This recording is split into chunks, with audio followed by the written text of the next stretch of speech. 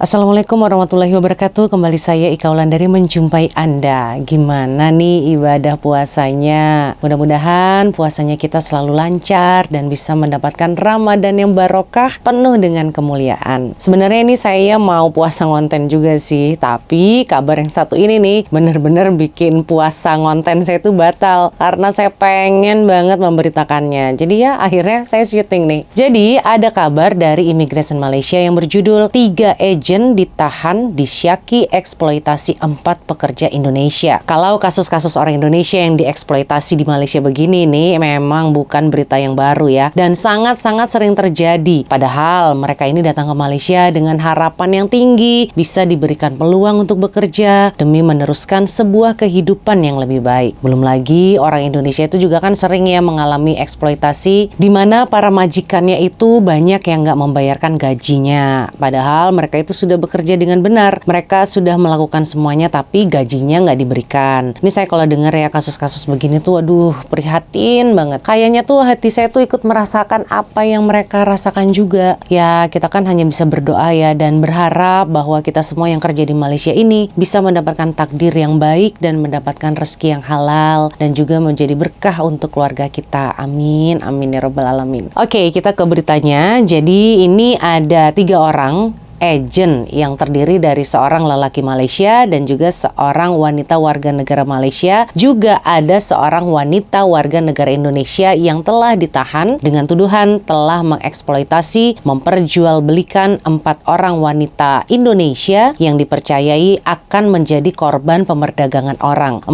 orang korban ini telah diselamatkan pada satu operasi yang dijalankan oleh Unit Risikan Operasi Bahagian Pencegahan Atipsom dan AMLA dari Ibu Pejabat Imigrasi Putrajaya pada tanggal 15 Maret 2024 di Petaling Jaya. Operasi yang dijalankan ini itu berawal di sebuah rumah kediaman jam 10.30 malam. Pasukan datang melakukan serbuan ini karena adanya informasi dari masyarakat sekitar yang telah melaporkan bahwa rumah tersebut menjadi sarang agen untuk menyekap para warga negara Indonesia yang akan disalurkan menjadi pembantu rumah di Malaysia. Dan fokus operasi ini tuh ada 2. Yang pertama adalah untuk menangkap dan juga untuk mencari para pelaku yang terlibat yang dipercayai bertindak sebagai agen pemerdagangan manusia. Dan tujuan fokus keduanya adalah untuk menyelamatkan korban-korban yang diperdagangkan. Dan alhamdulillahnya dari hasil serbuan ini telah dapat diselamatkan 4 orang wanita Indonesia berusia antara 31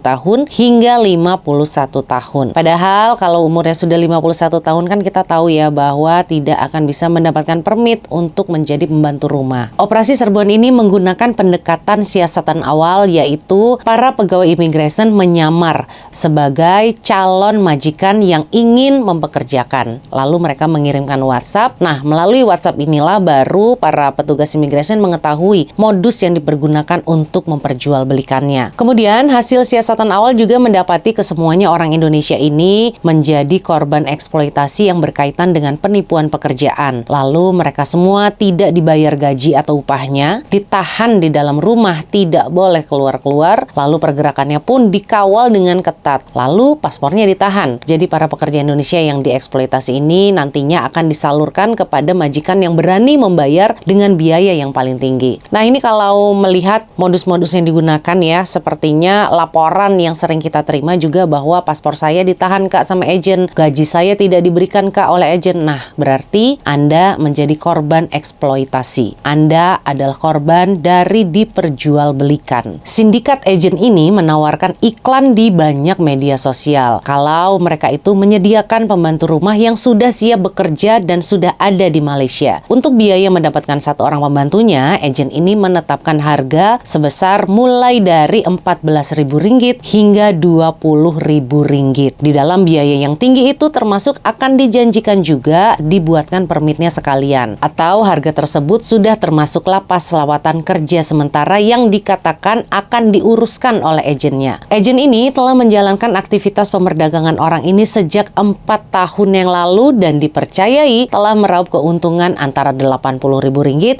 hingga Rp100.000 per tahunnya. Nah ini dikalikan 4 aja tuh, kan udah berapa ratusan ribu ya keuntungannya dari jual beli orang seperti ini. Tapi ya akhirnya ketangkap juga kan, masuk penjara juga kan agen-agen ilegal seperti seperti ini. Kalau sekarang Jim ini semakin terus menjalankan operasi pemberantasan aktivitas pemerdagangan orang dan penyelundupan migran dan akan mengambil tindakan tegas kepada siapapun pihak yang didapati melakukan kesalahan di bawah Akta Anti Pemerdagangan Orang dan Anti Penyelundupan Migran. Dengan ancaman hukumannya yaitu penjara maksimal 30 tahun atau pemenjaraan seumur hidup dan boleh juga dihukum dengan hukuman sebat bagi kesalahan pemerdagangan orang yang lebih berat. Duh, puasa-puasa begini ya, bukannya bertobat, memperbanyak ibadah, malah kerjaannya nipu orang aja. Bagus deh masuk penjara, semoga mereka jera ya. Dan agen-agen ilegal yang di luar sana, jangan berpikir Anda bisa bebas selamanya. Sepandai-pandainya Anda menutupi kebusukan Anda dan juga penipuan Anda, akan tertangkap juga. Pasti akan ada waktunya Anda jatuh. Oke, baik, sekian mengenai hal ini. Saya Ika Wulandari, undur diri. Wassalamualaikum warahmatullahi wabarakatuh.